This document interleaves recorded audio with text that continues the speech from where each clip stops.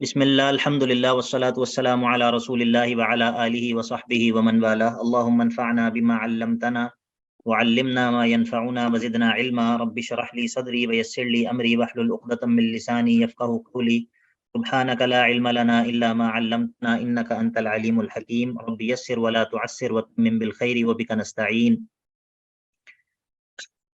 ہماری بات چل رہی تھی، ابھی تک ہم نے جو بات کیا اس کا خلاصہ کیا ہے؟ اس کا خلاصہ یہ ہے کہ تفسیر کے دو مناہج ہیں، تفسیر کے دو معروف طریقے ہیں، ایک تفسیر بالرائے ہے، ایک تفسیر بالاثر ہے، الاثر سا کے ساتھ۔ اور تفسیر بالاثر، تفسیر بالمأثور دونوں الفاظ استعمال کیے جاتے ہیں۔ یہ وہ تفسیر ہے کہ جس کے اندر قرآن مجید کی تفسیر سب سے پہلے قرآن کی تفسیر قرآن کے ساتھ کی جاتی ہے، یا پھر قرآن کی تفسیر اللہ کے نبی علیہ الصلوۃ والسلام کی احادیث کے ذریعے اس کو سمجھنے کی کوشش کی جاتی ہے، یا پھر صحابہ کے اقوال اور صحابہ کے بعد صحابہ کے جو تلامذہ اور شاگرد ہیں ان کے اقوال کے ذریعے، تابعین اور تبع تابعین، ان کے اقوال کے ذریعے قرآن مجید کی تفسیر کو سمجھنے کی کوشش کی جاتی ہے۔ اس کو کہتے ہیں تفسیر بالمأثور۔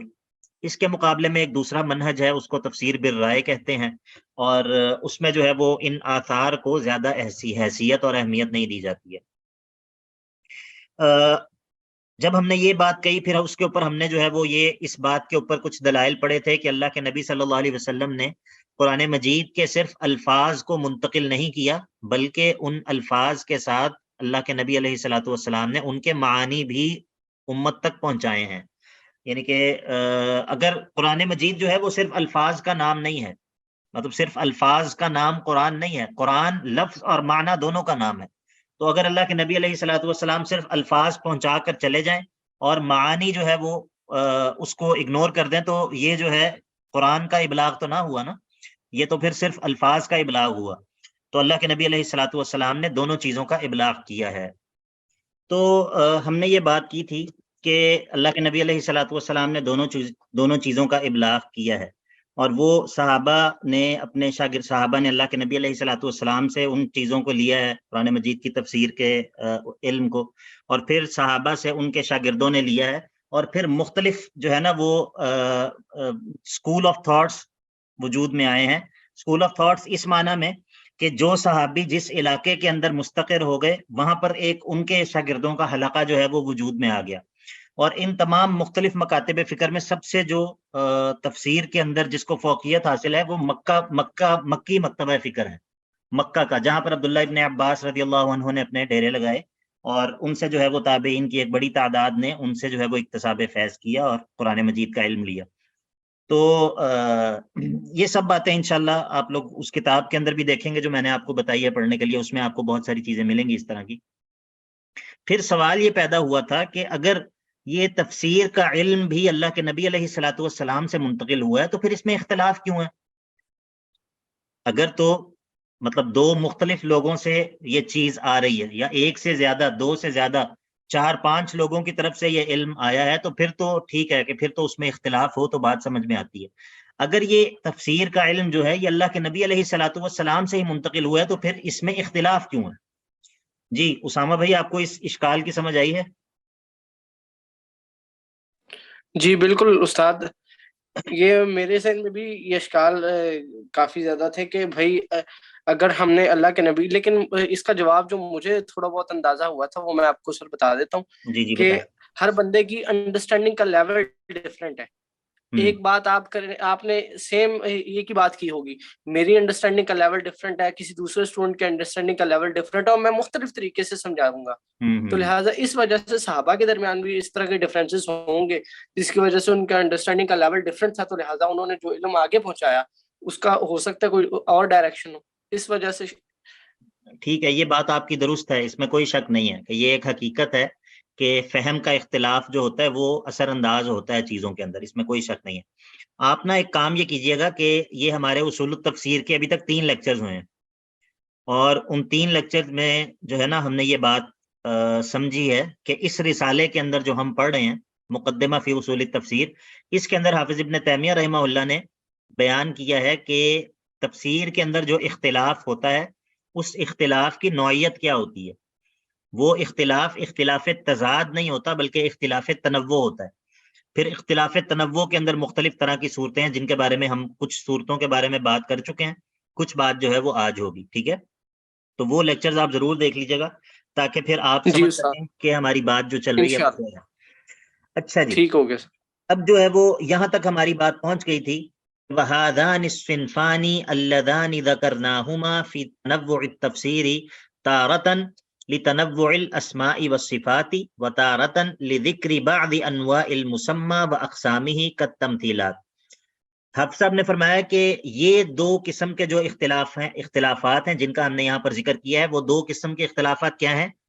تنوع الاسماء والصفات, بعض دفعہ کسی چیز کے مختلف نام ہوتے ہیں یا مختلف صفات ہوتی ہیں. مختلف مفسرین جو ہیں ایک ہی چیز کی مختلف صفات کو ذکر کر دیتے ہیں, اور بظاہر اور دیکھنے والے کو کیا لگتا ہے کہ یار یہ تو مفسرین میں اختلاف ہے, لیکن وہ اختلاف نہیں ہوتا, وہ اختلاف نہیں ہوتا. وہ ایک قصہ بھی مشہور ہے نا کہ کچھ لوگ تھے جو کہ اندھے تھے, ان کا جو ہے وہ چڑیا گھر میں جانا ہوا, تو انہوں نے ہاتھی دیکھا. ہاتھی دیکھنا کیا تھا, یعنی کہ انہوں نے ان کو بتایا گیا کہ یہ ہاتھی ہے, انہوں نے اس کو ہاتھ لگایا. اب جس بندے نے بھی جس حصے کو ہاتھ لگایا اس سے پوچھا گیا کہ ہاتھی کیسا ہوتا ہے, تو اس نے ایک نے جس نے ٹانگ کو ہاتھ لگایا تھا اس نے کہا کہ وہ ایک درخت کے تنے کی طرح ہوتا ہے. دوسرے نے جس نے اس کے کان کو ہاتھ لگایا اس نے کہا کہ وہ جو ہے وہ اس طرح ہوتا ہے, اور جس نے اس کی سونڈ کو ہاتھ لگایا اس نے کہا کہ وہ سانپ کی طرح ہوتا ہے لیکن بڑا موٹا ہوتا ہے. تو بات یہ ہے کہ یہ ساری کی ساری صفات ہاتھی کے اندر موجود ہیں, یہ ساری کی ساری صفات ہی ہاتھی کے اندر موجود ہیں. بہرحال اختلاف تنوع کی ایک قسم یہ تھی, اور دوسری قسم یہ تھی کہ بعض دفعہ ایک نوع ہوتی ہے اور اس نوع کے تحت مختلف افراد ہوتے ہیں. ایک نوع ہوتی ہے, اس نوع کے تحت مختلف افراد ہوتے ہیں, اور مختلف مفسرین مختلف افراد کا تذکرہ کر دیتے ہیں کسی چیز کی تفسیر کرتے ہوئے. ٹھیک ہے, اور اس کے اندر میں نے آپ لوگوں کو مثال دی تھی کہ انسان, اگر مجھ سے کوئی پوچھے کہ انسان کسے کہتے ہیں, تو میں اپنے پاس موجود کسی انسان کی طرف اشارہ کر دوں گا کہ انسان اس کو کہتے ہیں. لیکن کیا انسان کی حقیقت وہ شخص ہے جس کی طرف میں نے اشارہ کیا ہے, زید یا عمر یا بکر؟ کیا انسان کی حقیقت وہ ہے؟ نہیں نہیں, انسان کی حقیقت تو وہ نہیں ہے, لیکن چونکہ یہ شخص جس کی طرف میں نے اشارہ کیا ہے یہ اس انسان کی جو حقیقت ہے اس نوع کا ایک فرد ہے یہ بھی, تو اس کی طرف اشارہ کر کے میں نے اصل میرا مقصد اس نوع کی طرف اشارہ کرنا ہے جس کا یہ ایک فرد ہے. تو یہ بات ہماری تفصیل سے ہوئی تھی. اب آج جو ہے نا اسی اختلاف تنوع کی ایک اور صورت کا تذکرہ ہوگا. فرماتے ہیں کہ وَمِنَ التَّنَازُعِ الْمَوْجُودِ عَنْهُمْ, اور اسی تنازع میں سے جو کہ مفسرین سلف مفسرین کے ہاں موجود ہے, یعنی کہ جو ابتدائی ارلی جنریشنز کے جو مفسرین ہیں ان کے اندر جو آپس میں اختلاف موجود ہے, اس میں سے یہ بھی ہے کہ ما یکون اللفظ فیہ محتملا للامرین اما لکونہ مشترکا فی اللفظ کلفظ قسورہ الذي يراد به الرامي ويراد به الاسد ولفظ عسعس الذي يراد به اقبال الليل وادباره. بعض دفعہ ایسا ہوتا ہے کہ کوئی لفظ مشترک ہوتا ہے. لفظ مشترک کیا ہوتا ہے؟ لفظ مشترک ایسا لفظ ہوتا ہے کہ جو ایک لفظ ایک سے زیادہ الفاظ کے لیے وضع کیا گیا ہوتا ہے. ایک لفظ ایک سے زیادہ الفاظ کے لیے وضع کیا گیا ہوتا ہے. مثال کے طور پہ عین کا لفظ ہے, عین کیا معنی ہے عین کا؟ عین یا نون؟ سر اس کا معنی آنکھ اور چشمہ, چشمہ بھی ہے, آنکھ بھی ہے, چشمہ بھی ہے, اور جاسوس کو بھی عین کہتے ہیں. ٹھیک ہے, اور انسان کے گھٹنے کو بھی عین کہہ دیتے ہیں, اور اسی طرح سورج کو بھی عین کہہ دیتے ہیں. ٹھیک ہے, تو لفظ عین ایک ہے لیکن اس کا یہ لفظ مشترک ہے. کئی چیزوں کے لیے یہ لفظ بولا جاتا ہے. چشمے کو بھی کہتے ہیں عین, آنکھ کو بھی کہتے ہیں, جاسوس کو بھی کہتے ہیں. تو یہ ہوتا ہے لفظ مشترک, ایسا لفظ جو کہ مختلف معانی کے لیے وضع کیا گیا ہے. اب ادھر دیکھیں انہوں نے کیا مثال دی ہے. کلفظ قسورہ. اب قسورہ کا جو لفظ ہے اس سے الذی یراد بہ الرامی، اس سے ایک تیر چلانے والا وہ بھی مراد لیا جاتا ہے، ویراد بہ الاسد، اور اس سے شیر بھی مراد لیا جاتا ہے. اب لفظ ایک ہے لیکن وہ مختلف معنی کے لیے استعمال ہوتا ہے. تو جب ایک لفظ کی یہ کیفیت ہوگی تو کوئی بعید نہیں کہ مفسرین کے درمیان اس لفظ کے معنی کے اندر کچھ اختلاف واقع ہو جائے. ٹھیک ہے، بات سمجھ آ گئی؟ جی سر. اب دوسری مثال انہوں نے دی ہے وَلَفْظُ عَسْعَسْ. عَسْعَسْ کا جو لفظ ہے اس سے رات کا آنا بھی مراد لیا جاتا ہے اور رات کا جانا بھی مراد لیا جاتا ہے. اب یہ دونوں لفظ جو ہے ایک لفظ ہے لیکن اس کے دونوں معانی جو ہے وہ موجود ہیں. اس کو لفظ مشترک کہتے ہیں. وَإِمَّا لِكَوْنِهِ مُتَوَاطِئًا فِي الْأَصْلِ لَكِنَّ الْمُرَادَ بِهِ أَحَدُ النَّوْعَيْنِ أَوْ أَحَدُ الشَّيْئَيْنِ كَالزَّمَائِرِ فِي قَوْلِهِ. اب بعض دفعہ ایسا ہوتا ہے کہ وہ لفظ مشترک تو نہیں ہوتا لیکن اس کے اندر احتمال موجود ہوتا ہے. ایک لفظ ہے اور اس کی دو انواع ہیں اور ان انواع میں سے کسی ایک کا جو کوئی ایک نوع جو ہوتی ہے وہ مراد ہوتی ہے. کالزمائر فی قولہ تعالی. اب جس طرح مثال کے طور پہ یہ جو سورہ نجم کی جو آیات ہیں ثم دنا فتدلی فکان قاب قوسین او ادنی.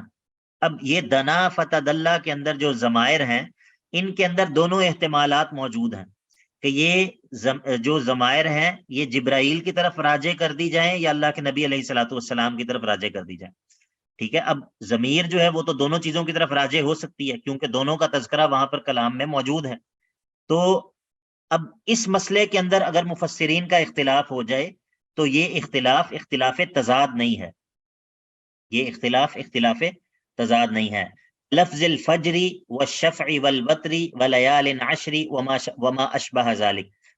الفجر سے مراد کیا ہے؟ یہاں پر دیکھیں الفجر سے مراد کیا ہے. بعض لوگ یہ کہتے ہیں کہ اس سے مراد جو ہے وہ سورج کا طلوع ہونا ہے.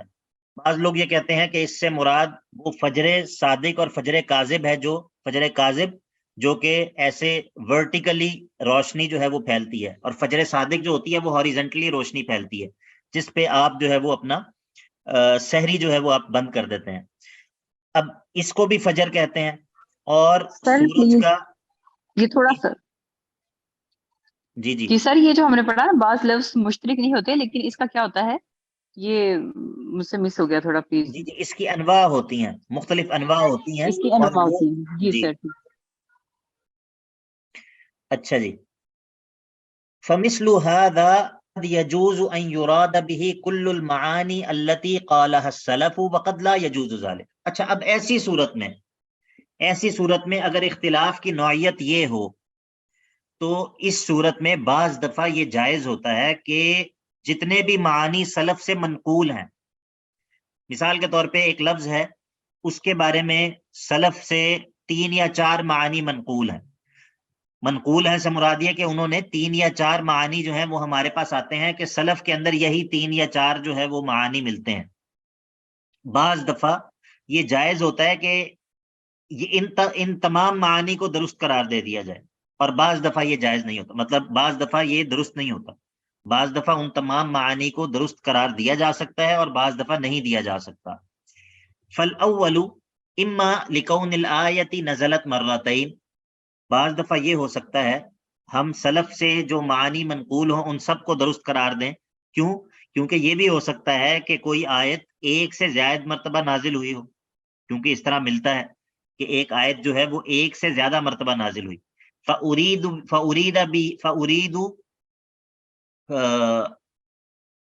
بِهَا هَذَا تَارَةً وَهَذَا تَارَةً. تو جب ایک آیت ایک سے زیادہ مرتبہ نازل ہوئی تو ایک مرتبہ اس سے وہ معنی مراد ہو گیا اور دوسری دفعہ اس سے دوسرا معنی مراد تھا. اگر سلف سے اس طرح کسی چیز کے دو تفاسیر منقول ہیں تو یہ اس بات کا امکان موجود ہے کہ جس آیت کے بارے میں یہ 2 مختلف تفاسیر منقول ہیں یہ آیت ممکن ہے کہ ایک سے زیادہ مرتبہ نازل ہوئی ہو اور ایک مرتبہ اس معنی میں اس واقعے کے لیے نازل ہوئی ہو، دوسری دفعہ دوسرے واقعے کے لیے نازل ہوئی. یا پھر یہ بھی ہو سکتا ہے وَإِمَّا لِكَوْنِ اللَّفْظِ الْمُشْتَرَكِ يَجُوزُ أَن يُرَادَ بِهِ مَعْنَيَاهُ اذ قد جوز ذلك اکثر الفقهاء المالکیۃ والشافعیۃ والحنبلیۃ وکثیر من اہل الکلام. اور بعض دفعہ یہ ہوتا ہے کہ کوئی لفظ مشترک اگر ہو، اگر ایک لفظ مشترک ہو تو اس کے زیادہ معانی کو ایٹ اے ٹائم مراد لینا بھی درست ہوتا ہے. ایک لفظ ہے، لفظ مشترک ہے، اس کے ایک سے زیادہ معانی ہیں، ٹھیک ہے، وہ مختلف معانی میں استعمال ہوتا ہے. تو اکثر علماء کے نزدیک، جو اصول الفقہ کے علماء ہیں، ان میں سے اکثر کے نزدیک لفظ مشترک کے زیادہ معانی ایٹ اے ٹائم مراد لیے جا سکتے ہیں، ٹھیک ہے. اگرچہ احناف اس بات کو تسلیم نہیں کرتے، وہ کہتے ہیں کہ جو مشترک ہے اس کے ایک سے زیادہ معانی مراد نہیں لیے جا سکتے. تو یہاں پر یہ انہوں نے ذکر کیا کہ مالکیہ، شافعیہ، حنبلیہ اور بہت سارے اہل کلام کے جو علماء ہیں وہ اس کو جائز قرار دیتے ہیں. وَإِمَّا لِكَوْنِ اللَّفْظِ مُتَوَاتِئًا فَيَكُونُ عَامًّا إِذَا لَمْ يَكُنْ لِتَخْصِيصِهِ مُوجِبٌ فَهَذَا النَّوْعُ إِذَا صَحَّ فِيهِ الْقَوْلَانِ كَانَ مِنَ الصِّنْفِ الثَّانِي.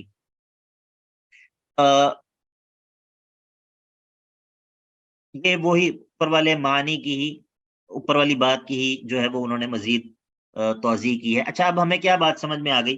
سمجھ میں ہمیں یہ بات آ گئی کہ بعض دفعہ ایسا ہوتا ہے کہ کوئی لفظ جس کے بارے میں مختلف تفاسیر منقول ہوتی ہیں، وہ لفظ مشترک ہوتا ہے، اور اختلاف کی وجہ یہ ہوتی ہے کہ وہ لفظ مشترک ہے.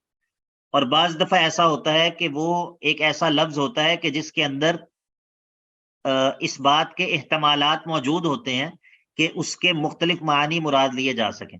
اس لفظ کی مختلف انواع ہوتی ہیں. مثال کے طور پہ اگر کوئی ایسی ضمیر ہے جو لوٹ سکتی ہے 2-3 چیزوں کی طرف. آپ کو یاد ہوگا جب ہم نے سورہ کہف کے شروع میں پڑھا تھا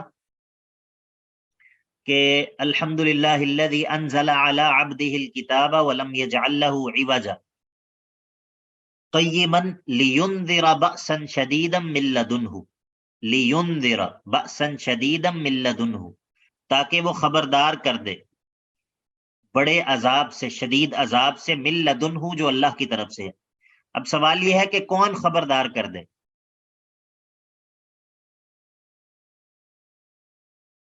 آپ صلی اللہ علیہ وسلم. آپ صلی اللہ علیہ وسلم.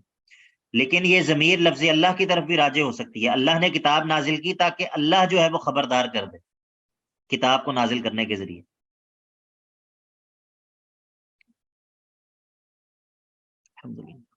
جی، بات سمجھ آئیے آپ کو؟ جی سر. ٹھیک ہے. تو اب یہ احتمال تو موجود ہے، اور لغت کے اعتبار سے بھی کوئی بات تو غلط نہیں ہے. اللہ رب العزت کا خبردار کرنا، اللہ کے نبی کریم صلی اللہ علیہ وسلم کا خبردار کرنا، اور یہ بھی ہو سکتا ہے کہ یہ کتاب خبردار کر دے، یہ بھی تو معنی ہو سکتا ہے.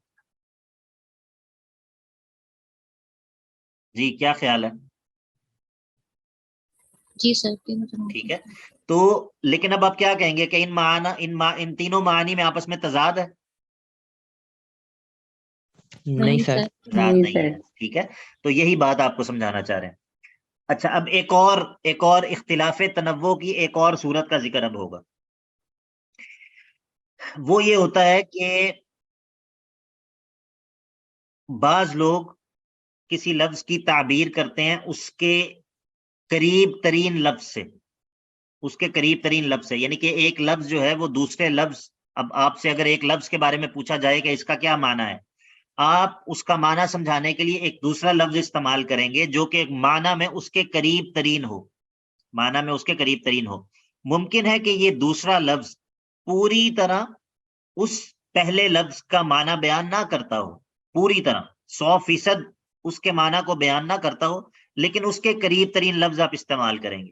اگر اسی لفظ کا معنی کسی اور سے پوچھا جائے، وہ اس لفظ کا معنی کسی اور لفظ کے ذریعے بیان کرے گا. اب یہ اس اختلاف کو بیان کریں گے. وَمِنَ الْأَقْوَالِ الْمَوْجُودَةِ عَنْهُمْ وَيَجْعَلُهَا بَعْضُ النَّاسِ اخْتِلَافًا، اور ان اقوال میں سے جو کہ موجود ہیں سلف سے، عنہم یعنی کہ عن مفسری السلف، سلف میں سے جو مفسرین ہیں، صحابہ تابعین، ان سے نقل ہونے والے اقوال، ان میں سے بعض ایسے ہیں کہ جن کو یجعلوها بعض الناس اختلافا، جن کو بعض لوگ یہ کہتے ہیں کہ یہ اختلاف ہے. اور وہ ہیں کیا؟ ان يعبروا عن المعانی بالفاظ متقاربۃ لا مترادفۃ، کہ وہ تعبیر کرتے ہیں بعض معانی کی تعبیر کرتے ہیں ایسے الفاظ سے جو باہم ملتے جلتے ہوتے ہیں، ایگزیکٹلی ایک دوسرے کے مترادف نہیں ہوتے. الفاظ ایک دوسرے سے ملتے جلتے ہوتے ہیں، ایگزیکٹلی ایک دوسرے کے مترادف نہیں ہوتے. مترادف کس کو کہتے ہیں؟ جن کا معنی سیم ہوتا ہے.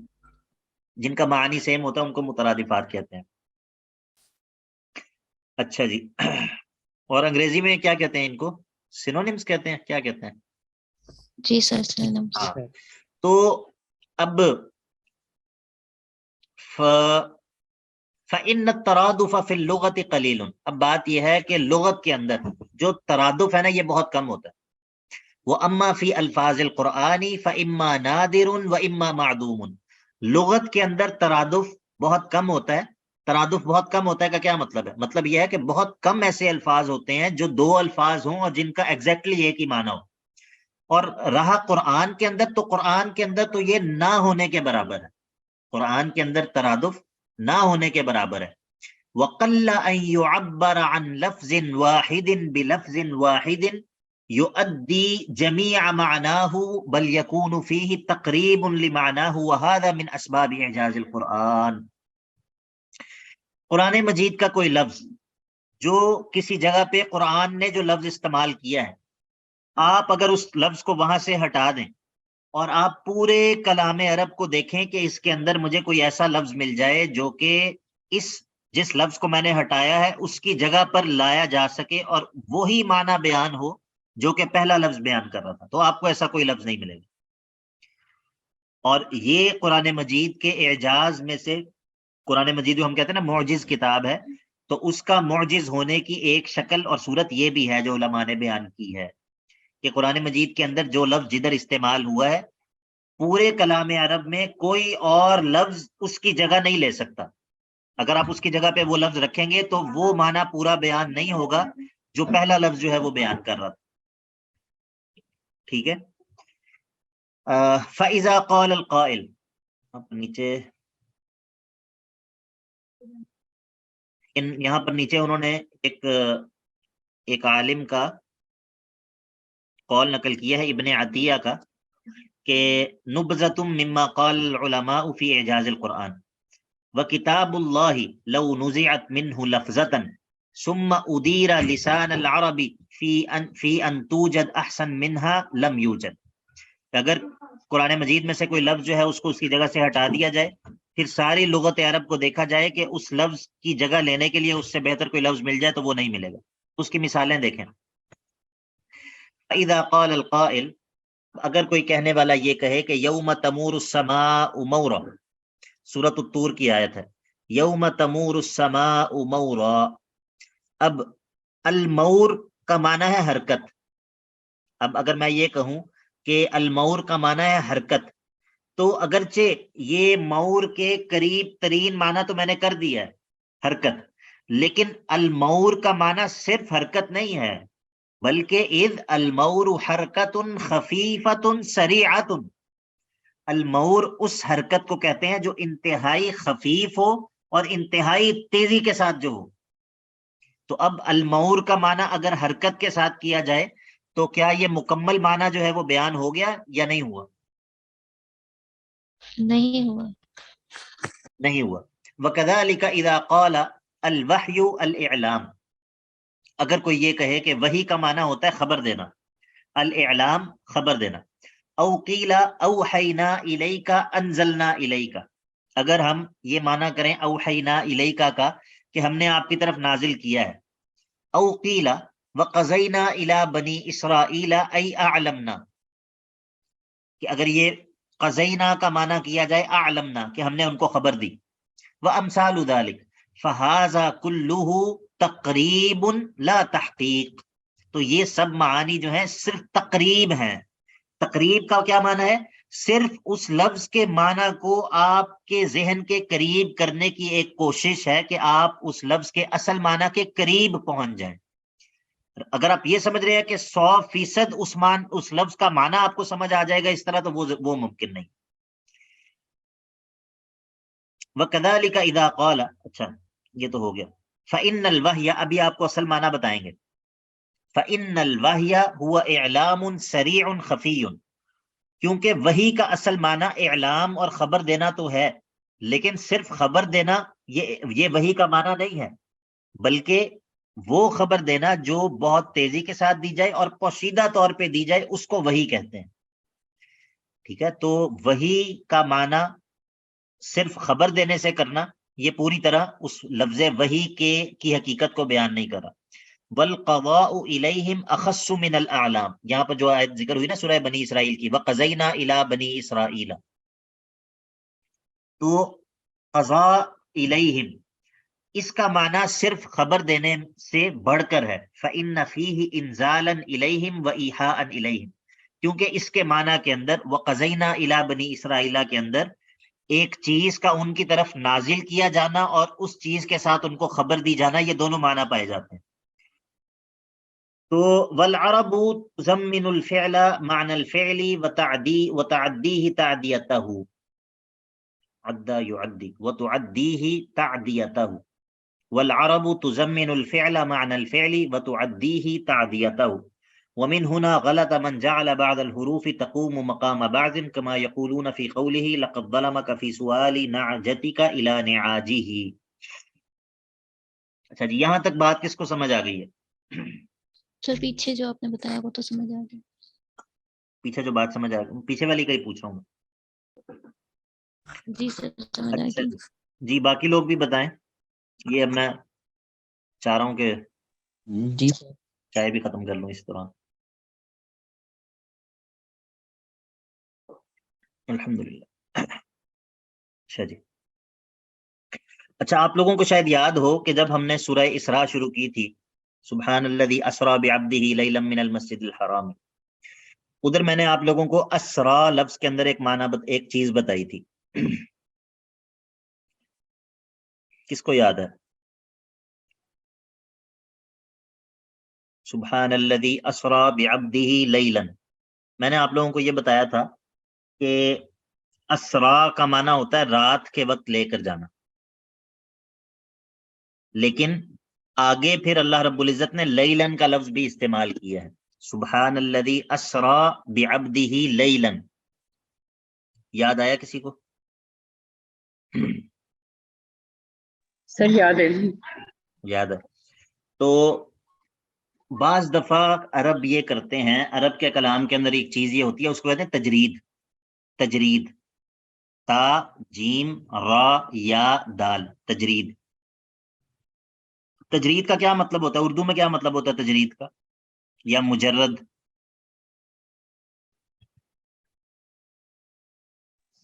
سر مجرد تو ایک کو نہیں کہتے ہیں، سنگل کو. کس کو؟ سنگل کو. سنگل کو مجرد. ٹھیک ہے، اور کوئی؟ مجھے لگتا ہے سب لوگوں کی اردو ایسے ہی ہے، کمزوری ہے اردو سب لوگوں کی. نہیں سر، وہ سراسی مجرد پڑھا تھا نا، اس سے یہ یاد ہے. اچھا اچھا اچھا، تو اردو تو پھر کمزوری ہوئی نا. سر محض، جی سر ایسے ہی ہے، ذرا مشکل ورڈز میں ہے وہ ذرا تھوڑی مشکل سے آتے ہیں. نہیں، مجرد کوئی مشکل ورڈ نہیں ہے، محض مجرد. ٹھیک ہے، آپ نے قریب ترین بات کی ہے. اصل میں مجرد ہم کہتے ہیں کہ مجرد کا مطلب ہوتا ہے خالی کیا گیا، تجرید کی گئی. اسم مفعول ہے نا، مجرد اسم فاعل ہے، مجرد اسم مفعول ہے. تو وہ چیز جو کہ خالی کی گئی ہو، کسی دوسری چیز سے جدا کی گئی ہو، اس کو کہتے ہیں مجرد. اسی لیے سنگل کو بھی مجرد کہتے ہیں. اسی طرح اگر ایک انسان لباس کے بغیر ہو تو اس کو بھی مجرد کہتے ہیں، یعنی کہ مجرد عن اللباس. تو اس طرح مختلف چیزوں کے لیے یہ لفظ استعمال ہوتا ہے مجرد. لیکن بہرحال ہم اس کو بھی چھوڑ دیتے ہیں. یہاں پر ہم نے یہ بات کی تھی سبحان الذی اسریٰ کے اندر کہ بعض دفعہ اہل عرب کسی لفظ کے معنی کے اندر سے کوئی حصہ، کوئی چیز نکال دیتے ہیں. اس کے معنی کے اندر بعض معانی شامل ہوتے ہیں، لیکن وہ اس کو اس کے بعض معنی سے خالی کر دیتے ہیں. اب اسریٰ کا معنی تھا رات کے وقت لے کر جانا. اسریٰ کا معنی کیا تھا؟ رات کے وقت لے کر جانا. لیکن چونکہ بعد میں لیلن کا لفظ الگ سے آیا ہے، اس سے ہمیں پتہ چلا کہ یہاں پر اسرا کا معنی صرف لے کر جانا ہے، کیونکہ لیلن کا لفظ تو بعد میں الگ سے آیا ہے. سمجھ آیا آپ کو تجرید کیا ہوتی ہے؟ اب جب آپ لوگوں نے تجرید کے معنی کو سمجھ لیا، ہاں وہ زریاب بھائی نے کہا تجرید کا ایک دفعہ دوبارہ بتا دیں. تجرید کا مطلب ہوتا ہے کہ ایک لفظ کو اس کے بعض معنی سے خالی کر دینا، ایک لفظ کو اس کے بعض معنی سے خالی کر دینا، اس کو تجرید کہتے ہیں. ٹھیک ہے زریاب؟ جی ٹھیک ہے سر. ٹھیک ہے. اچھا اب ایک چیز ہوتی ہے تضمین. تجرید کا آپ کو میں نے بتایا. اب ایک چیز کیا ہوتی ہے تضمین. وہ یہ ہوتا ہے کہ آپ کسی ایک فعل کو کسی دوسرے فعل کے معنی میں استعمال کرتے ہیں. کسی ایک فعل کو کسی دوسرے فعل کے معنی میں استعمال کرتے ہیں، اور پھر اس فعل کو جو کہ بظاہر نظر آ رہا ہے اس طرح متعدی کرتے ہیں جس طرح وہ دوسرا فعل متعدی ہوتا ہے، جس کی اس کو ہم جی بالکل اسی طرح تا ضاد میم یا نون، بالکل اس طرح. تو ہم اس فعل کو جو سامنے نظر آ رہا ہے اس کو ہم متعدی کرتے ہیں اس طرح جس طرح اس فعل کو متعدی کیا جاتا ہے جو کہ ہمیں سامنے نظر نہیں آ رہا. جی کچھ سمجھ آیا؟ اب یہ مثالوں میں بات اور کھل جائے گی، لیکن ابھی تک جو میں نے بات کی ہے وہ آپ لوگوں کو کچھ پتہ چلی ہے؟ جی سر. اچھا جی اب شیخ. دیکھیں مثال دیکھیں. پہلے میں عبارت پڑھتا ہوں پھر انشاءاللہ میں آپ کو سمجھاتا ہوں. والعرب تزمن الفعل معنى الفعل.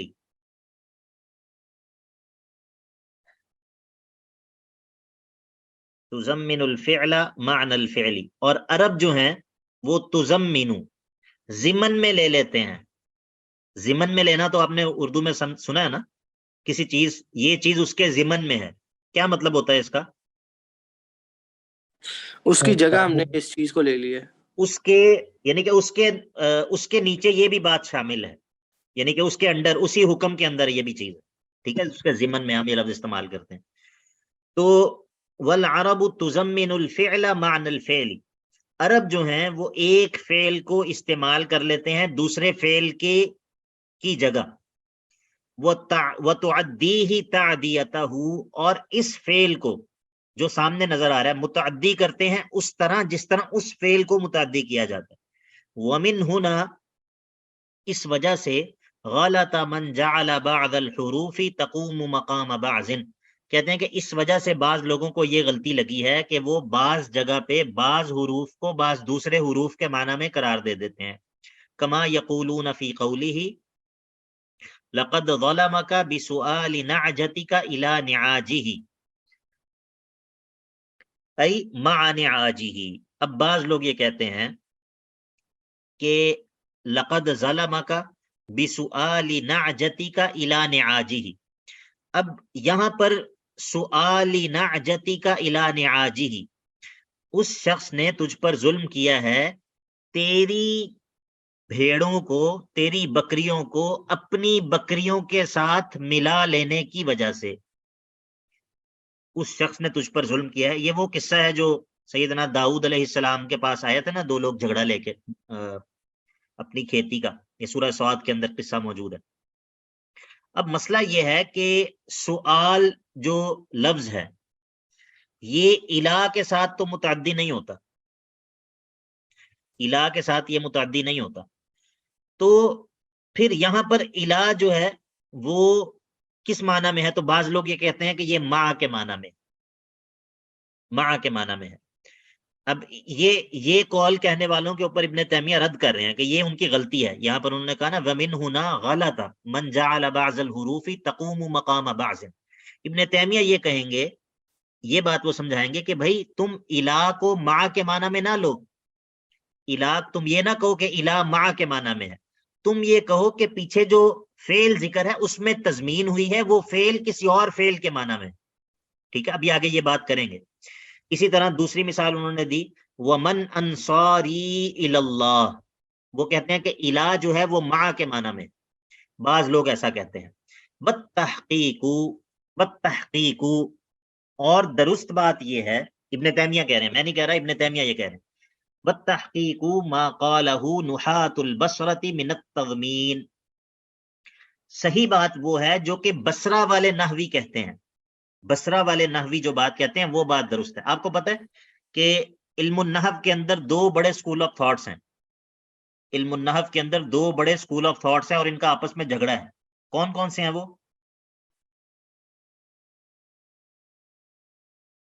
نہیں معلوم. نہیں معلوم. کوفی اور بصری. علم النحو کے اندر 2 بڑے اسکول آف تھاٹس ہیں. کوفی نحات، کوفہ والے نحوی اور بصرہ والے نحوی. ٹھیک ہے، یہ 2 بڑے گرامر کے اندر جو اختلاف ہوتا ہے نا، وہ سنی اور شیعہ اختلاف نہیں ہوتا، وہ کوفی اور بصری اختلاف ہوتا ہے. ٹھیک ہے، گرامر کے اندر جو اختلاف ہوتا ہے. اور دونوں طرف بڑے بڑے جو ہے وہ لوگ ہیں، دونوں طرف بڑے بڑے لوگ. تو یہاں پر ابن تیمیہ کہتے ہیں کہ اصل بات وہ ہے جو بصرہ والے نحویوں نے کہی ہے، اور وہ بات کیا ہے؟ من التضمینی، وہ تضمین والی بات. فسؤال النعجة يتضمن جمعها وضمها الى نعاجه. تو اصل میں بات یہ ہے کہ ان بھیڑوں کا سوال کرنا، یہاں پر سؤال جو ہے یہ جمع کے معنی میں ہے. جمع النعجة الى نعاجه، اس کی بکریوں کو جمع کر لینا اپنی بکریوں کے ساتھ. یا پھر ضم کے معنی میں ہے. ضم کا معنی کیا ہوتا ہے؟ ملانا. تو ضم النعجة الى نعاجه. اب آپ نے جب یہ کہا کہ لفظ سؤال ضم کے معنی میں ہے، تو پھر الہ جو ہے، الہ کا معنی جو ہے وہ یہ کہنا کہ الہ کسی اور معنی میں ہے، اس کی ضرورت نہیں رہی.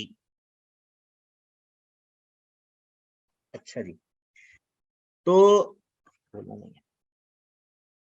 بات سمجھ آ گئی آپ کو تضمین کی؟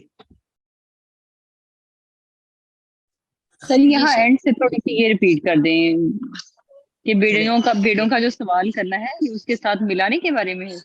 یہ لفظ سؤال ملانے ضم اور جمع کے معنی میں ہے. تو جب یہ لفظ سؤال جمع یا ضم کے معنی میں ہو گیا تو پھر الہ کے ساتھ اس کو متعدی کرنا وہ درست ہو گیا. اس کی بکریوں کو اپنی بکریوں کے ساتھ ملا لینا.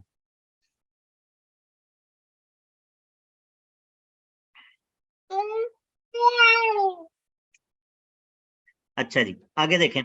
وَكَذَلِكَ قَوْلُهُ وَإِن كَادُوا لَيَفْتِنُونَكَ عَنِ الَّذِي أَوْحَيْنَا إِلَيْكَ زُمِّنَ مَعْنَا يُزِيغُونَكَ وَيَصُدُّونَكَ وَإِن كَادُوا لَيَفْتِنُونَكَ عَنِ الَّذِي أَوْحَيْنَا إِلَيْكَ. پلیز چپ کریں، پلیز چپ کریں. وَإِن كَادُوا لَيَفْتِنُونَكَ عَنِ الَّذِي أَوْحَيْنَا إِلَيْكَ. اب لَيَفْتِنُونَكَ، آپ کو فتنے میں ڈال دیں. عن الذی اوحینا الیک. اب فتنہ یفتنو جو ہے لیفتنون کا، یہ عن کے ساتھ متعدی نہیں ہوتا، عن کے ساتھ متعدی نہیں ہوتا. لیکن یہاں پر دیکھیں، یہاں پر عن کے ساتھ متعدی ہوا. تو پھر اصل بات یہ ہے کہ لیفتنون کا کس معنی میں ہے؟ وہ اس معنی میں ہے یزیغون کا، آپ کو ہٹا دیں. یا پھر یسدون کا کے معنی میں ہے آپ کو روک دیں. اب یزیغون کا آپ کو زیغ ہٹا دیں. آپ نے پڑھا ہے نا وہ کیا دعا ہے؟ ربنا لا تزغ قلوبنا. کیا معنی ہے اس کا؟ کہ اللہ تعالیٰ آپ نہ پھیرنا، ہمارے دلوں کو قلوبنا. ٹیڑھا نہ کرنا. جی جی، ہمارے دلوں کو. زیغ، جی زیغ کا لفظ استعمال ہوتا ہے زاغ یزیغ، ٹیڑھ کے معنی میں. تو لیفتنون کا اصل میں یزیغون کا کے معنی میں ہے، یا یسدون کا کے معنی میں ہے. اور جب یہ لیفتنون کا کسی اور لفظ کے معنی میں استعمال ہو رہا ہے تو پھر عن کے ساتھ اس کو متعدی کرنا جو ہے وہ درست ہے. ٹھیک ہے جی. اسی طرح وَكَذَلِكَ قَوْلُهُ وَنَصَرْنَاهُ مِنَ الْقَوْمِ الَّذِينَ كَذَّبُوا بِآيَاتِنَا. وَنَصَرْنَاهُ مِنَ الْقَوْمِ الَّذِينَ كَذَّبُوا بِآيَاتِنَا. ہم نے اس کی مدد کی اس قوم سے کہ الذین کذبوا بآیاتنا، وہ لوگ جو کہ ہماری آیات کی تکذیب کرتے تھے. اب ہم نے اس کی مدد کی اس قوم سے، اس کا کیا معنی ہے؟ اب اصل میں نصرناہ کے ساتھ من جو ہے اس کا معنی نہیں بنتا. نصرناہ کے ساتھ من کا معنی جو ہے وہ نہیں بنتا. تو اصل میں نصرناہ کس معنی میں ہے؟ نجیناہ، ہم نے اس کو نجات دی اس قوم سے جنہوں نے ہماری آیات کی تکذیب کی تھی. یا پھر خلصناہ، ہم نے اس کو خلاصی دی، ہم نے اس کو یعنی کہ اس کی جان چھوٹ گئی. کس سے؟ اس قوم سے جو کہ ہماری آیات کی تکذیب کرتی تھی. وَكَذَلِكَ قَوْلُهُ يَشْرَبُ بِهَا عِبَادُ اللَّهِ. یہ سورہ دہر کے اندر، سورہ انسان کے اندر زمنا یروا بہا ونظائرہ کثیرہ. اب یشربو بہا عباد اللہ، لوگ اس کے ذریعے پیئیں گے. اب یشربو یہاں پر یروا کے معنی میں ہے کہ لوگ اس پانی کے ذریعے، عباد اللہ، اللہ کے بندے اس پانی کے ذریعے سیر ہو جائیں گے. ٹھیک ہے، یہ جنت کے متعلق آیات ہیں. تو یشربو بہا عباد اللہ. اب یہ بات آپ کو تضمین کا معنی کس کو سمجھ میں نہیں آیا؟ کس کو جو ہے وہ اس بارے میں کوئی سوال ہے یا کنفیوژن ہے تو پوچھیں. شیخ یہ جو آپ متعدی ٹرم یوز کر رہے ہیں اس کا تھوڑا سا بتا دیں. میں نے تو متعدی بیماری سنی تھی کہ جو پھیلتی ہے. بالکل بالکل بالکل، آپ نے بالکل صحیح سنا آپ تھا. جس کانٹیکس میں یوز کر رہے ہیں نا اس کی سمجھ نہیں آ رہی. بالکل آپ نے صحیح سنا تھا. کچھ نہ کچھ جو ہے نا وہ گرامر بہت ضروری ہے، کچھ نہ کچھ گرامر بہت ضروری ہے. میں آپ کو بتاتا ہوں کہ یہ متعدی میں کس معنی میں استعمال کر رہا ہوں. ٹھیک ہے، میں آپ کو سمجھاتا ہوں. جی ویسے ہمارا ٹائم ختم ہو گیا تو اسی لیے سبق ہم یہیں تک پڑھیں گے. اب میں ایک اور جو ہے نا وہ بات آپ لوگوں کے ساتھ کر لیتا ہوں، آپ لوگوں کو شاید فائدہ ہو جائے اس کا. میں ذرا کھول لوں مائکروسافٹ ورڈ. آپ لوگوں کو نظر آ رہی ہے میری اسکرین یا نہیں؟ شیخ نظر آ رہی ہے اسکرین لیکن پی ڈی ایف نظر آ رہی ہے. اچھا اچھا. اور اب کیا نظر آ رہا ہے؟ شیخ سر اب اب آ وہ رہا ہے. فائل. ٹھیک ہے. اچھا جی، یہ بہن نے سوال کیا ہے کہ متعدی کیا ہوتا ہے. دیکھیں جو عربی زبان کے اندر افعال ہوتے ہیں نا، فعل جو ہوتے ہیں وہ دو طرح کے ہوتے ہیں. یا تو ان کو ہم کہتے ہیں فعل لازم، فعل لازم، یا پھر ہم اس کو کہتے ہیں فعل متعدی. ٹھیک ہے. فعل لازم کیا ہوتا ہے؟ فعل لازم وہ ہوتا ہے کہ جس کا اثر فاعل تک محدود ہو. اور فعل متعدی وہ ہوتا ہے جس کا اثر مفعول کا پہنچے. اچھا جی، مثال کیا ہے عبداللہ بھائی؟ مثال دیں. مثال یہ ہے کہ میں کہتا ہوں جلس زید، زید بیٹھ گیا. جلس زید، زید بیٹھ گیا. اب ادھر ہمیں مفعول کی ضرورت نہیں ہے کیونکہ جلسہ فعل لازم ہے.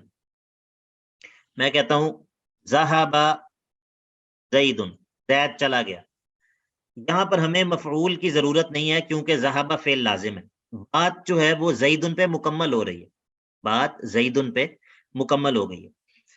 لیکن فعل متعدی وہ ہوتا ہے کہ جس میں براہ راست مفعول تک فعل کا اثر جو ہے وہ پہنچ سکتا ہے. مثال کے طور پہ میں کہتا ہوں ضرب زید عمرا، زید نے مارا امر کو، زید نے مارا امر کو. اب ضرب فعل ہے، زید فاعل ہے، امرن مفعول ہے. ضرب فعل ہے، زید فاعل ہے، امرن مفعول ہے. ٹھیک ہے. تو یہ فعل جو براہ راست اپنے مفعول تک اپنا اثر کر رہا ہوتا ہے اس کو ہم کہتے ہیں فعل متعدی. جس طرح میری بہن نے کہا کہ متعدی بیماری ہوتی ہے، تو متعدی بیماری کون سی بیماری کو کہتے ہیں؟ سر جو وائرل ہوتی ہیں، جو پھیلتی ہے، جو ایک بندے سے دوسرے بندے تک جا پہنچتی ہے. تو جس طرح متعدی بیماری ایک بندے سے دوسرے بندے تک چلی جاتی ہے، اسی طرح جو فعل متعدی ہوتا ہے اس کا اثر براہ راست مفعول تک پہنچ رہا ہوتا ہے. ٹھیک ہے، یہاں تک بات سمجھ آ گئی سب کو؟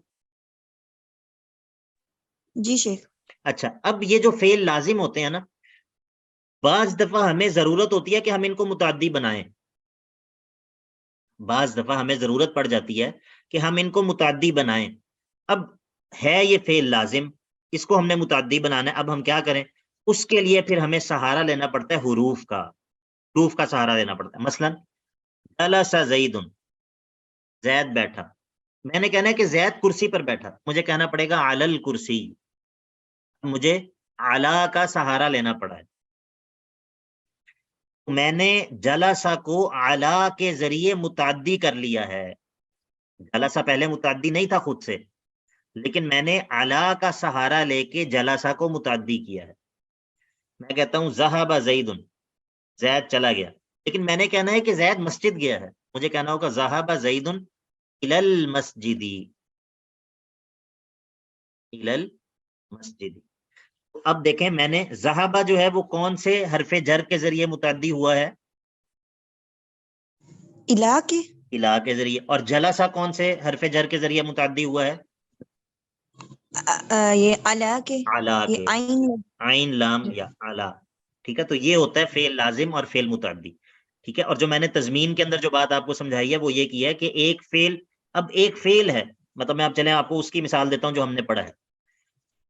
وَإِن كَادُوا، اور قریب تھا کہ یہ کافر لَيَفْتِنُونَكَ، لَيَفْتِ، اچھا ٹائم ہمارا ہو گیا، اگر کوئی جانا چاہتا ہے تو جا سکتا ہے. لَيَفْتِنُونَكَ عَنِ الَّذِي أَوْحَيْنَا إِلَيْكَ، لیکن اگر آپ یہ بات سمجھ لیں تو آپ کو فائدہ ہوگا. وَإِن كَادُوا لَيَفْتِنُونَكَ عَنِ الَّذِي أَوْحَيْنَا إِلَيْكَ، اور قریب تھا، یہ ہم نے پڑھی آیت پچھلے دنوں، قریب تھا کہ یہ کافر آپ کو فتنے میں ڈال دیتے، آپ کو فتنے میں ڈال دیتے اس چیز سے کہ جو ہم نے آپ کی طرف وحی کی ہے. قریب تھا کہ یہ کافر آپ کو فتنے میں ڈال دیتے اس چیز سے کہ جو ہم نے آپ کی طرف نازل کی ہے. اب اس چیز سے فتنے میں ڈالنا، اس کا کیا معنی ہوا؟ آپ غور کریں نا، اس کا معنی کچھ سمجھ آ رہا ہے آپ کو؟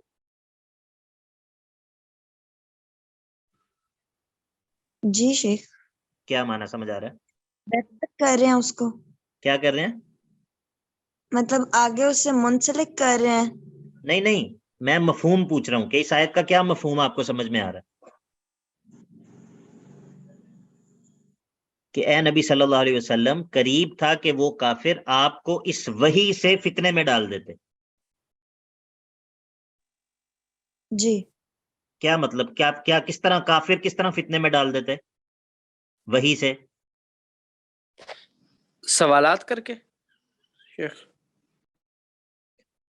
باقی لوگ بھی جواب دے سکتے ہیں، باقی لوگ بھی اپنی پیش کریں تفاسیر. اختلاف تضاد نہیں ہونا چاہیے، اختلاف تنوع کی خیر ہے. جی شک ڈالتے ہوئے شیخ. شک ڈال دیتے. اچھا اصل میں یہ اس کا معنی یہ ہے نا کہ یہ آپ کو وحی کے بعض حصے سے آپ کو روک دیتے، وحی کے بعض حصے سے آپ کو جو ہے نا وہ یعنی کہ آپ کو جو ہے وحی کے بعض حصے سے آپ کو منحرف کر دیتے، یا وحی کے بعض حصے کے بیان سے آپ کو روک دیتے. ٹھیک ہے، وَإِن كَادُوا لَيَفْتِنُونَكَ عَنِ الَّذِي أَوْحَيْنَا إِلَيْكَ. اب مسئلہ یہ ہے کہ یہ جو لَيَفْتِنُونَكَ ہے یہ عن کے ساتھ متعدی نہیں ہوتا. فتن یفتنو جو فعل ہے وہ عن کے ساتھ متعدی نہیں ہوتا. یہ بات سمجھ آ گئی آپ کو؟ جی جی سر. سر یہ کیوں نہیں ہوتا؟ یہ ہو رول رہا ہے؟ نہیں، یہ اب یہ کیوں اسی لیے نہیں ہوتا کہ اہل عرب اس فعل کو عن کے ساتھ متعدی نہیں کرتے. جی سر یہی پوچھنا چاہ رہی ہوں، مطلب وہ تو میں نے رول آپ ہی کو ہو گیا بتایا ان کہ کا. پوری جو جی گرامر ہے اس کا یہی جواب ہے کہ اہل عرب جو ہے وہ، اب جی آپ جی میرے سے پوچھیں کہ فاعل جو ہے وہ مرفوع کیوں ہوتا ہے، تو میرے پاس اس کا کوئی جواب نہیں ہے. ٹھیک ہے، اس کے سوا کہ اہل عرب جو ہے وہ فاعل کو مرفوع پڑھتے ہیں. نہیں سر میں یہی پوچھنا چاہ رہی ہوں کہ مطلب یہ لینگویج میں ایسے میں ہی پوچھنا جی چاہ جی رہی جی تھی. جی یہی ہوتا ہے کہ ہر فعل جو ہوتا ہے نا وہ اس کا خاص طریقہ استعمال ہوتا ہے. یار یہ وہی بات ہے، وہ نہیں ہوتی پریپوزیشنز جو ہوتی ہیں، وہ آپ یاد کرتے ہیں نا کہ کون سے ورب کے ساتھ کون سی پریپوزیشنز آتی ہیں. جی. ایسا ہوتا ہے نا، یہ آپ لوگوں کو اب سمجھ آئے گی. تو کیا ہر جی ورب کے ساتھ ہر طرح کی پریپوزیشن آ سکتی ہے؟ نہیں سر، چینج ہوتی رہتی نہیں ہے. سر ایسا نہیں ہے. جی جی نہیں، چینج تو ہوتی ہے لیکن وہ فکس ہوتی ہیں. آپ کہتے ہیں کہ یہ فلاں لفظ جو ہے وہ ٹو کے ساتھ استعمال ہوتا ہے، فلاں لفظ جو ہے وہ ان کے ساتھ استعمال ہوتا ہے. ایسا ہے؟ جی. بس یہی معاملہ یہاں پر کہ بعض فعل جو ہیں وہ بعض خاص حروف کے ساتھ وہ متعدی ہوتے ہیں. وہ ایسا نہیں ہے کہ ہم کوئی بھی فعل کوئی بھی پریپوزیشن اٹھا کے اس کے ساتھ لگا دیں. اب فتن یفتنو جو ہے وہ عن کے ساتھ متعدی نہیں ہوتا، اس کے ساتھ عن کی پریپوزیشن استعمال نہیں ہوتی. ٹھیک ہے، تو ہم نے یہ کہا کہ اصل میں یہ ہے کہ یہاں پر لیفتنون کا لیسدون کا کے معنی میں ہے. وَإِن كَادُوا لیسدونک عن الذی اوحینا الیک. قریب تھا کہ یہ کافر آپ کو روک دیتے اس چیز سے کہ جو ہم نے آپ کی طرف وحی کی ہے. تو اصل میں یہ لیفتنون کا ہم استعمال کر رہے ہیں لیسدون کا کے معنی میں، یا پھر ہم کہیں گے کہ یہ ہے وَإِن كَادُوا لَيَزِيغُونَكَ عَنِ الَّذِي أَوْحَيْنَا إِلَيْكَ. ٹھیک ہے، قریب تھا کہ وہ کافر آپ کو ہٹا دیتے، آپ کو کجی میں مبتلا کر دیتے، ٹیڑھا کر دیتے. کس چیز سے؟ اس چیز سے جو کہ آپ کی طرف نازل کی گئی ہے. اب صدا یسدو یہ عن کے ساتھ متعدی ہوتا ہے، زاغ یزیغو یہ عن کے ساتھ متعدی ہوتا ہے، اور آیت کا معنی بھی اب درست ہو گیا. تو یہ ہوتی ہے تضمین.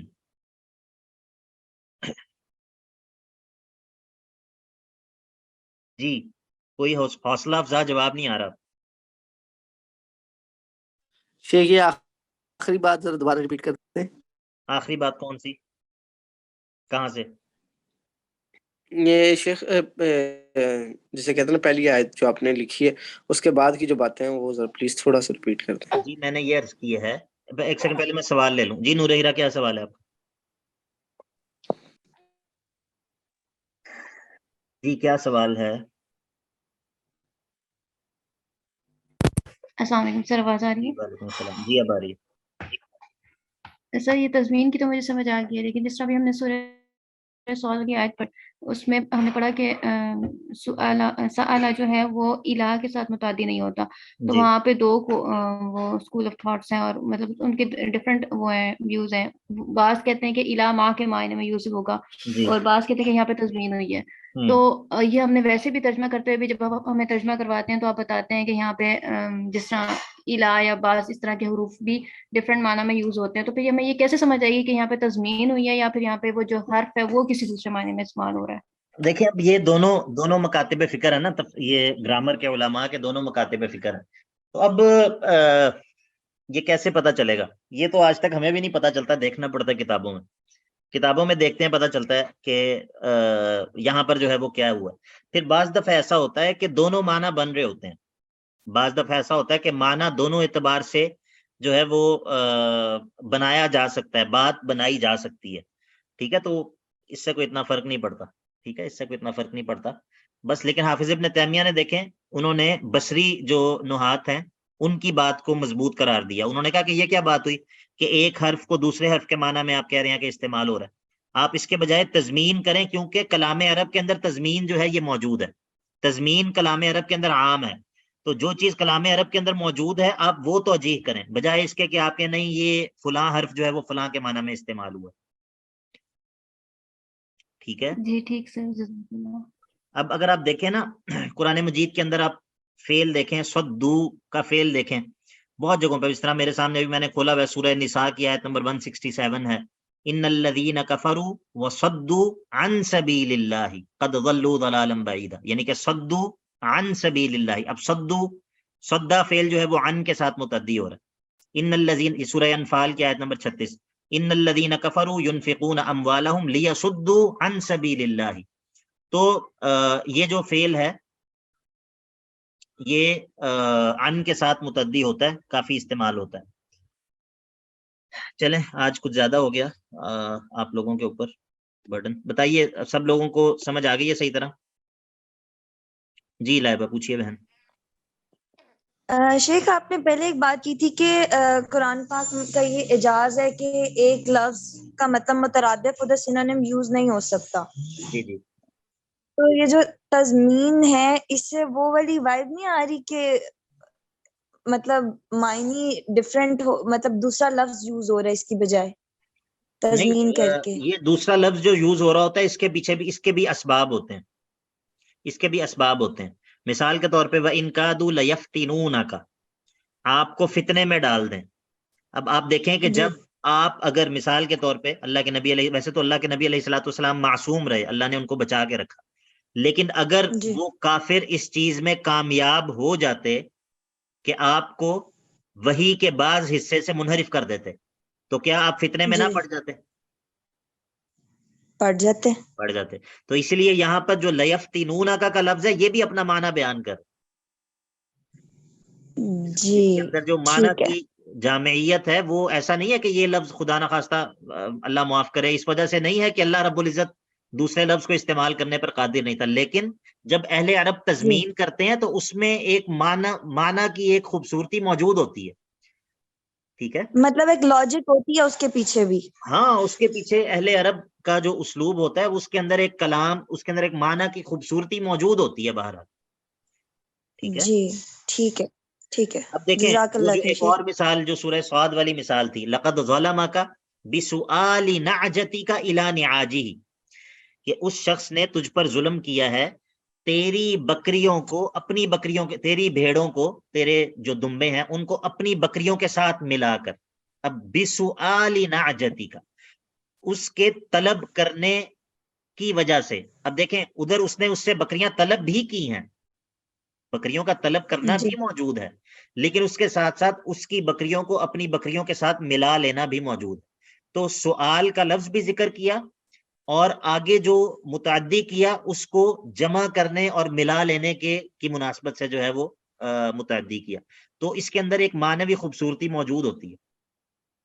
ٹھیک ہے, جی چلیں. باقی یہ ہے کہ اگر اللہ تعالیٰ توفیق دے اور موقع ملے تو بلاغہ کی کوئی جو ہے نا وہ کتاب چھوٹی سی, وہ ضرور پڑھنی چاہیے. اس سے جو ہے نا انسان کو بہت بہت زیادہ جو ہے وہ اس کو ایکسپوجر ملتا ہے, اور بڑا جو ہے وہ انسان کو پھر مزہ آتا ہے انسان ان چیزوں, جس طرح میں نے آپ کو یہ تجرید کا بتایا ہے, تضمین کا بتایا, یہ سب چیزیں بلاغہ کی ہیں. ان سب چیزوں کا تعلق علم البلاغہ کے ساتھ ہے. یہ ان کا تعلق نہ علم الصرف کے ساتھ ہے نہ علم النحو کے ساتھ ہے, ان سب چیزوں کا تعلق علم البلاغہ کے ساتھ ہے. تو یعنی کہ یہ سارے علوم جو ہے نا یہ مل کے پھر انسان کو لطف آتا ہے وحی کا, علم وحی کا لطف, اور علم وحی کی حقیقی جو خوبصورتی ہے پھر انسان اس کو یعنی کہ فیل کرتا ہے, اور انسان اس کو واقعی سمجھتا ہے کہ واقعی یہ قرآن کی یہ خوبصورتی ہے. چلیں جی, آج آپ لوگوں کے 15 منٹ اوپر لے لیے ہیں, تو بارک اللہ فیکم.